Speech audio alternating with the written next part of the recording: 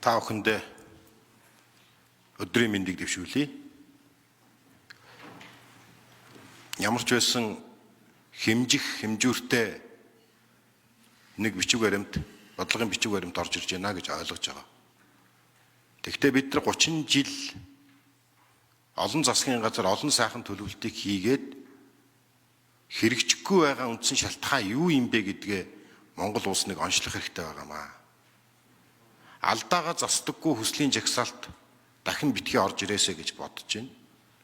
Хоёрдугаар Монгол улсыг хөгжүүлэх 5 жилийн үндсэн чиглэл засгийн газрын 4 жил хөгжүүлэх мөрийн хөтөлбөр хоёрын гол ялгаа юу юм бэ гэдгийг илүү сайн ойлгох хэрэгтэй болов. Үнэхээр энэ засгийн газрыг хэрэгжүүлэх мөрийн хөтөлбөртэй адилхан юм бол энийг заавал батлах шаардлага байна уугүй юу гэдэг асуудал. Үнэхээр Монгол улсыг хөгжүүлэх тэр төслүүдийг эренбээр нь жагсааж байгаа бол энийг батлах шаардлагатай гэж бодож байна. Тэгэхээр энд нэг зүйлийг би асууж тодруулъя гэж бодож байна. Үнэхээр эренбилж байгаа мó? Салбар болгоныг сайхан болгох, хүрх хүрдүн хэрхэн хэмжих вэ гэдэг жагсаалттай бодлогын бичиг баримт бол орж ирсэн байна. Тухайлах юм бол хүний хөгжил хамгийн чухал гэж байна. Дээд боловсролыг Монгол улс хөгжүүлэхийн тулд ямар үндсэн чиглэл, ямар эренб, ямар ажил нь чухал юм бэ гэдэг дээр тодорхой асуулт асуумаар байна. Жил болгон 100-аас 150 орчим тэрбум төгрөгээр гадаадын их сургуульд Монгол залуучуудыг явуулдаг. 50 орчим хувь нь эргэж ирдэг. Жожиг сүрэн сайда 50 орчим хувь нь эргэж ирдэг. Энэ гадаадын нэр хүндтэй сайн сургуульд явуулах нь чухлаа. Гэхдээ дэлхийн хэмжээний багш нарыг Монголдо урьж, Монгол улсын үндэсний их сургууль, шинжлэх ухааны технологийн их сургууль, хөдөө аж ахуйн их сургууль, энэ эрүүл мэндийн шинжлэх ухааны сургуулаа дэлхийн хэмжээний сургууль болгох ийм реформ тогтолцооны өөрчлөлт хийж болдоггүй мүү?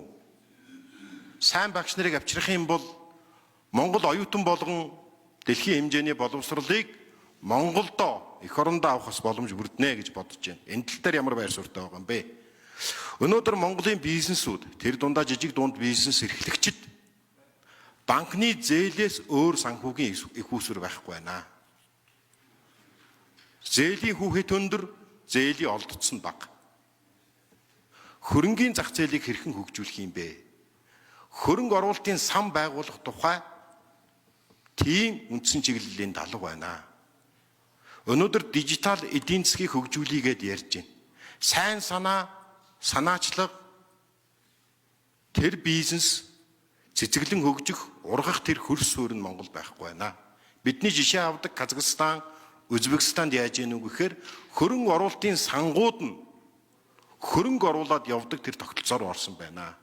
Тэгэхээр Монгол улс бол бизнес хөрөнгө оруулдаг. Бизнес хийхин тулд заавал зээл авдаг биш. Банкны хаалга, очир дугаар хүлээдэг биш. Хөрөнгө оруулалт авдаг шинэ орчин, шинэ сувгийг бий болгох энэ чиглэл байна уу гэдгийг хэлье. 3 дугаарт нь санхүүгийн зах зээл дээр банк давмгайлж байна.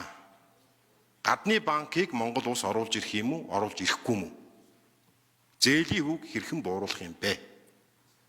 Дотоодын банкны засаглалыг сайжруулах, нээлттэй болгох энэ бодлогоо үргэлжлүүлэх юм уу? Хувьцааг нь нээлттэй болгох юм уу? Энэ чиглэлд нэг хариулт өгөөч гэдгийг хэлье. За 3 дахь асуулт би 1 минутаар нэмээд авчи. Зэватар гишүүнд 1 минут. Тээвэр логистикийн салбарыг хөгжүүлэх үндсэн чиглэлүүд байна. Монгол улсад бол зайлшгүй энийг ярих хэрэгтэй. Гаргалгааг нэмэх хэрэгтэй гэж бодож байна. Сум хоорондын автозамаар холбоход 1000 орчим километр зам барих юм байна энэ 5 жил. Одоо сумдаа автозамаар холбох нь чухал юм уу? Алтан булгийг Улаанбаатартай холбох экспресс зам чухал уу? Замын үүдээс Улаанбаатар руу холбох экспресс зам чухал уу гэдэг дээрээ эрэм дарааллын судалгаа хийсэн юм уу? Эдийн засагт аль нь өгөөж өгөх юм бэ? 2.5 их 80-аар туулын хурдны замыг барих нь чухал юм уу? Үнэхээр Азийг Европтой холбосон экспресс зам барих нь чухал юм уу гэдэг ийм эдийн засгийн судалгаа байгаа мó? Надад бол энэ харагдахгүй байна. Юу гэж хэлмээр байна вэ гэхээр зүгээр засгийн газрынхаа хийх ажлыг та бүхэн маань хэмжих нэгжтэй оруулаад ирсэн юм биш үсттэй гэдэг ийм асуулт. За ерөнхий сайд хариуцлах уу? За Цандан шийдвэр ерөнхий сайд.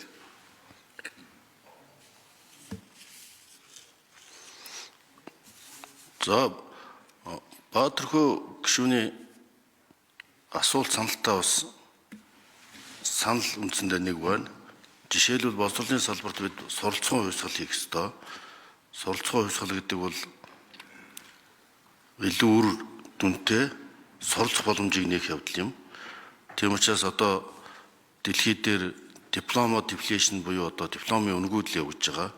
Гадаадын нэр хүндтэй өндөр зардалтай сургууль суралцахаас илүү Монголоосоо ч гэсэн дэлхийн түвшний боловсролыг эзэмших ийм захин платформ суралцсан хувьсгал дэлхийд даяар хийгдэж байна. Үүнд дасан зохицож саяны ЮНЕСКОгийн гаргасан тэр суралцсан хувьсгалын идеолог үзэл санаанд нийцүүлж энэ боловсролын салбарын зардлын үргэлжлэхийг сайжруулах, тэр хэмжээгээр зөвхөн гадаадын нэр хүндтэй багш нарыг авчрахаас илүү захимаар болон олон платформоор энэ суралцсан хувьсгалыг хийж нэг талаас зардал чимнэгдэх, нөгөө талаас үргэлжлэхийг сайжруулах, дэлхийн түвшний өндөр боловсролтой залуучууд бэлдэх ийм боломжийг эрэлхийлсэн юм боловсролын салбарын зах шинжилгээг бид Наранбаяр сайд дүүрэг өгөөд хэрэгжүүлж байгаа. Энэ бол зөвхөн цалин нэмэгдүүлэх төдийгүй боловсрол эцсийн дүндээ Монгол хүүхэд уламжлалт ёс заншлаа мэддэг, бас дэлхийн түвшинд боловсрол эзэмших боломжийг нээсэн юм боломжийг нээн. Жишээлбэл одоо ганцхан жишээ дуртахад Станфордын их сургууль сурж байгаа Урангоо гэж 2 дугаар курсын охин байна. Тэр бол ковидын үед морьтойгоо интернет барьдаг газар довуулан ороод гарч хичээлээ бэлтгэж хийж агаад дэлхийн өндөр түвшинд итгэлэгтэй өнөдөр суралцж байгаа ганцхан жишээ. Тэгээ тэр охинтой холбогдоод бид нар энэ дээр яаж ажиллаж болох уу? Энэ яаж хүүхэд суралцах уу гэрхэн болгож гин? Яаж энэ эрдмийн ихтлагаас шууд өөрөө очоод оюуны мэдлэг сангаа харьжуулж болж гин? Ийм зохицуурчил шинжилтийг хийхээр бид бас ажиллаж байгаа. Олон улсын байгууллага, эрдэмтэн судлаачтай хамтарч ажиллаж байна. Тийм учраас таны тэр боловсролын зээлийн сангийн өөрчлөх тэр санаачлагыг бол бид бас боловсролын сайд дүүрэг өгсөн байгаа. Одоо бол боловсрол хавтгай болж шүү дээ, тийм ээ. Энэ бол технологийн дэвшил, аж үйлдвэрийн технологийн дөрөвдүгээр хувьсгалын энэ ололтыг технологийн дэвшлийг суралцсан хувьсгал болгож байгаа. Энэ байдлыг ашиглах ёстой. Тийм учраас залуу техникчдийн инновацийн шин төвүүдийг бий болгох ёстой. Тэр таны санаачлал төсөв өндөр дээрх зөв гэж бодож байна. Энэ хөтөлбөртэй санал агаар зарчмын хувьд нэг байгаа. Энийг хэрэгжүүлэх ажил дээр харин бас боловсролын хамтаа таныг бас хамтарч ажиллахыг хүрж байна. Та инновацийн сайт хийжсэн үний хувьд технологийн дэвшил, инновац энэ уйлдах ёстой. Энэ талаар Наранбаяр сайд дэлгэрүүлж хариулна. За Наранбаяр сайд хариулъя. За баярлалаа. Тэгэхээр Баатархөө сайдын гишүүний асуултад хариулъя. Юуны энэ боловсролын зээлийн сантай холбоотойгоор асууж байна. Тэгэхээр боловсролын зээлийн сан, хөгжлийн сан болоод цаашдаа ер нь ийшээгээ авьяасныг цуглуулж авчрах ийм одоо бодлого чиглэл рүү оруулахыг бол дэмжиж байгаа. Ялангуяа одоо бас дотооддоо суралцах, за суралцаад хоёр дээр нэмэх нь хоёр хөтөлбөр гадагшаага одоо суралцахын боломжийг бол нээсэн ийм журмын шинжилгээг бол хийсэн. За түүний зэрэгцээ бид бас энэ дотоодынхаа ихтэй сургуулиудыг бол олон улсын эренб чансааны одоо энэ үзүүлэлтүүд рүү оруулж, шалгуулж ингэж эренбийг тогтоож байгаа. Одоо өнөөдөр МУИС болоод жишээлбэл дэлхийн шилдэг 1500 дотор ороод ирсэн Анагаах ухааны их сургууль 1237-д ингэж агсчих жишээтэй ийм одоо шинжилгүүд хийгдэж аль болохоор дотооддоо бас боловсрол эзэмших боломжийг илүү төлхөө болгох ийм бодлого бол явж байгаа. Цаашдаа ер нь бид шүтээс болоод МУИС за мөн За Наранбаяр сайдын микрофоныг сонгоё. за мөн Анагаахын их сургуулиуд дээр бол одоо төсвөөс дэмжлэг үзүүлж шинэ байрыг барихын ажлыг хийж байна. Сувилхан ухааны чиглэлээр бол хоёр ч одоо том байр бариулж энэ дээр бол сувилхан ухааны чиглэлээр хүнээ бэлтгэхийн боломжийг бий болгож байна. Ер нь нэг 158 тэрбумын одоо ийм төсөвтэйгээр ажиллаж байгаа боловсролын зээлийн сан. За эндээс бол ихэнх одоо хөтөлбөр юмнууд бол ерөнхийлөгчийн тэтгэлгээр суралцж байгаа оюутнууд одоо 1000 гарч байна. Тэгэхээр энэ жилийг оруулаад тэгэхээр эдгээр хүүхдүүдтэй бол ямар гэрээ байгуулж ийм хэрэг ерөөсөө буцаж ирэх ирээд ажиллах ийм гэрээтэй 5 жил заавал одоо өөрийнхөө төрсөн нутаг болоод Улаанбаатар хотод ажиллах ийм боломжтой гоор ажиллах ёстой.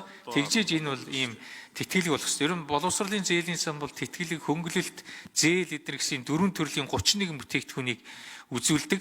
Тэгээ энэ хооронд бид бас таны хэлсэнчлэн аль болохоор энэ боловсролын зээлийн санг Монгол улсын ирээдүйг авч явах шилдэг боловсон хүчнийг бүрдүүлж тэр нь эх орондоо хүчээ өгж идэг ийм л одоо боломжтой.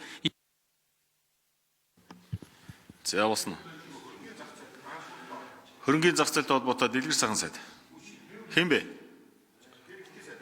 За. Хэмцэгт сайд хариулах уу?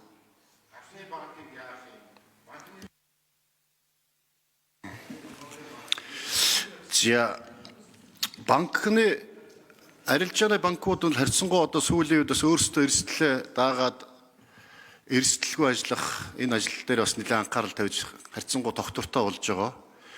Төрийн банкны тухайд л бас тодорхой хувийн хөгжлөх олон нийтэд нээлттэй арилжах ийм замаар бас гадаад дотоодын хөрөнгө оруулалтыг татах ийм бодлого бас оруулж ирж байгаа. Үндсэн чиглэл дотор гадаадын хөрөнгө оруулалтаас гаднаас банк оруулах асуудлыг дэмжих ийм заалт орсон байгаа. Тийм болохоос өрсөлдөө нэмэгдэн илүү одоос гаднаас хөрөнгө оруулалт санхүүг одоо их усэр татагдж нэмж бий болох, их усэр бий болох. Энэгээр бас зээлийн хүү бас дагаад энэ арилжааны банкуудад өгч байгаа хувийн хөвшилд ялангуяа одоо хөрөнгө оруулалт, үйлдвэрлэл, томоохон одоо төслүүд хэрэгжүүлэх зээлийн хүү бас буурах, эдийн засагт хэлэхтийн бололцоо бүрдүүлэх зорилгоор гадаадын бас хөрөнгө оруулалттай банкыг Монголд бас оруулж ирэх энэ асуудыг бас үндсэн чиглэлд туссан байгаа. За дэлгэр сайхан сайд. За би Баатархүү гишүүнтэй санал нэг байна. Ер нь бол бид энэ хоёр улсыг холбосон транзит, ялангуяа босоо тэнхлэгийн замаа шинчлэх, тусгай зориулалтын хүн даацын зам тавихгүй бол ер нь бол болохгүй байгаа.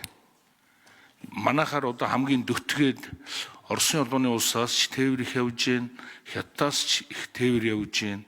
Тэгээ бид бол бас тусгай зөвшөөрлийн өгөөд ингээд энэ манай Монгол дээгүүр зорчиж байгаа замаасаа нэг машинаас ингээд амжаад өнгөрөхөд 300 мянган төгрөгийн ийм төлбөр авд юм.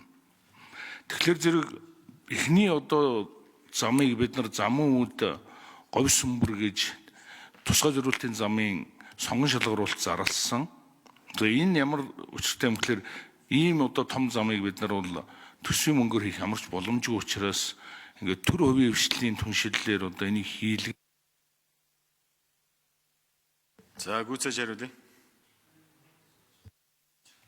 Төр хувийн хвшлийн түншлэлээр гүйцээ одоо энийг барих ийм сонгон шалгаруулалт хийсэн байгаа. Тэгээд 11 компани санал ирүүлснээс одоогор бол 3 компани одоо шалгараад одоо эцсийн одоо сүүлийнхэн дүнг одоо манай үнэлгээний комисс гаргана.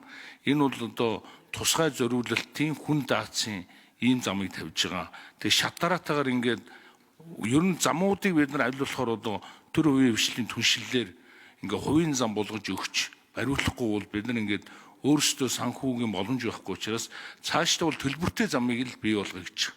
Тэгэхээр аль болохоор одоо төлбөртэй замын эхлэлийг бол одоо сая энэ өнгөрдөг 9 сарын 13-ны засгийн газрын хуралдаанаар 77 дугаар тогтоолоор уул уурхайн бүтээгдэхүүн ачсан энэ зам одоо машин одоо ачаатан машин бол даацаа одоо замынхаа даацаар явахдаа одоо 150 мянган төгрөгийн төлбөр төлж байгаа. Энэ мэтлээ одоо ингээд аажмаар бид нар бас ингээд